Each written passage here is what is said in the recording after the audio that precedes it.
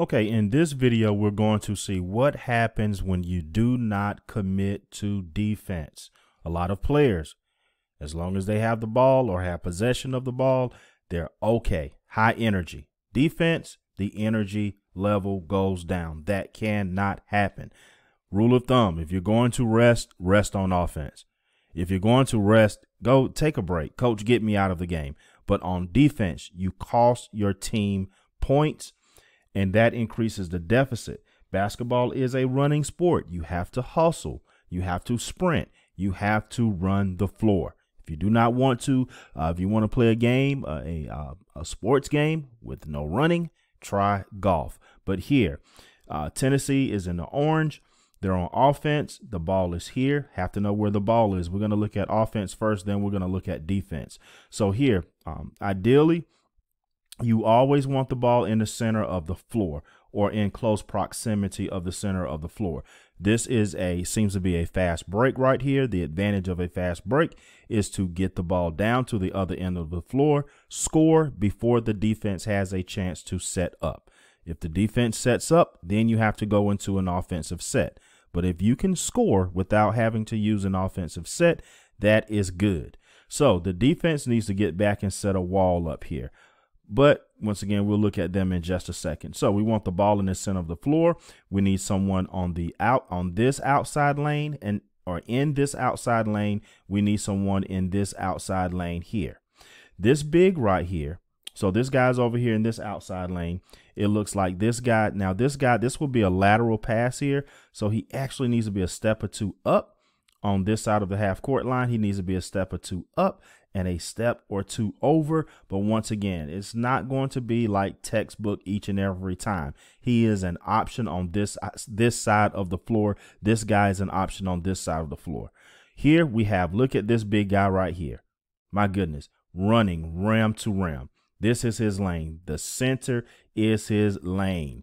This is his lane. So he runs from the tip of this rim to the tip of this rim on offense. From defense to offense, he needs to make sure that he's always in this middle lane. This guy right here, great position. He is trailing just because if the ball comes back this way, he'll be able to set up defense. And also if there is a miss or something here, down here near the basket, he can clean it up. Now let's take a look at the defense. So offense, we have 1, 2, 3, 4 guys. Defense, 1, 2, 3, bam. Already a disadvantage here for Kentucky. They're at a disadvantage already. So once again, you want to catch them slipping, catch them backing up, make them back up on their heels. And this is what Tennessee is doing. So let's see this pass here.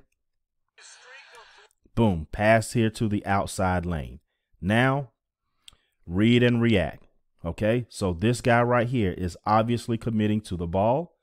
This guy is committing to the big. I like how he puts a hand on him here. Remember, no one should come through this lane right here untouched. Okay, we'll see what's going to happen with that. This guy right here is occupied out here. Once again, this guy right here, he was behind the play. He is behind the play. I am still counting 1, 2, 3, 4 guys right here for Kentucky. This fifth guy needs to be over here in this seat. He is not even in the play. That's going to hurt. He's not even in the play. So now we have, once again, these guys right here are committing to defending a guy, which is ideal. We'll let this roll a little more. Now we have a shovel pass or a pass back here to the guy that initiated this first pass to the wing. And of course, this guy right here needs space. After he makes this pass, he needs space now. He needs space. What is it that this guy does? He commits. He commits to this shooter. This is a low percentage shot here. This is a high percentage shot. So he leaves this guy right here to go out here. This is probably his man. But look, once again, this big guy, he needs to be out in front. This is his guy. This is his guy right here. But where is he? He's barely inside of the arc right here. And once again, this guy right here is late to the party. The party is over, man. It's over. Where are you coming from here? So this guy right here commits. He's going to commit to the ball here. Now, oh my goodness, this is beautiful here. This guy right here, we call it show your number. He is showing his number here. This is sign language for basketball. His hands are not down by his sides. They're not out in front of him. They are high. You want to keep a big. So he gives a nice, beautiful target here with show the whites of your hands, show the inside of your hands right here. Show that this is sign language, universal. I am open. I am wide open. All right. So once again, this guy's loafing right here.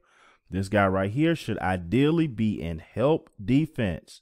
He needs to be in help defense. He's 1-2 passes away. He needs to be in the lane. He could always, he has the option to recover if the ball goes out here. And if this guy wants to go a skip pass, that's enough room for him to get out there and get a hand on that pass. Yes. But let's see what happens here. Now, this is critical here. You can't do anything if you don't catch the ball. So you have to look the ball all the way into your hands. You must look the ball all the way into your hands. Both hands. 2 hands, 10 fingers on the ball every time. Then on the catch, you're ready to make your move. So that's what he does. The defense is still behind. This guy right here is a spectator, like all of these other guys. This guy right here is certainly a spectator like all of these other guys. What can this guy do other than foul? If he tries to get down there, it's too late for him. You have to be in between your man or the ball and the basket. This guy is way out of position. He needs to be right here. So he makes the catch. He squares up to the basket. He's squaring up to the basket. Now look at what he just did. Look at what he just did. He is in coil position. Drop your butt by bending your knees. He drops his butt. He's in coil position. He gives him he just gave him a little ball fake. And this guy, look at him. He's all out of position. Once again, we do not coach blocking shots. We coach in front here, stand tall, make him shoot over you. But he gives him that head fake. Now, what do you do on that head fake? That can be, he just did a ball fake. But once again, you can do ball, head, or shoulder fake, but you have to keep your butt low. Throw that ball up. He'll bite. Guys love to block shots. At the middle school, high school, lower levels, it's really undisciplined defense to try to leap and block shots. That's just my opinion there. So he goes for it. He tries to block. Now, how do you make this effective? Look at him. All over his back. That's it. This referee is in the lead right here. I'll go back just a second. The referee that's in the lead down here, that's an easy call. Bam. That's an easy call for this lead official right here. He is in a great angle to see what's going on right here. He gets him up. And look, on his way down, once he gets him up, on his way down, on the defense, what goes up must come down. So on his way coming down, you are going up. You're going to power up. You cannot go up weak. You have to squeeze the air out of that ball. Go up, squeezing the air out of it. Finish with a dunk or finish with a kiss off of the glass. High percentage shot, but you want to jump as high as you can. Get that ball as close as you can to that rim before you release it. Once again, he's going down. You're going up. Easy 3-point play. All right. Hope you all enjoyed the video. Thank you.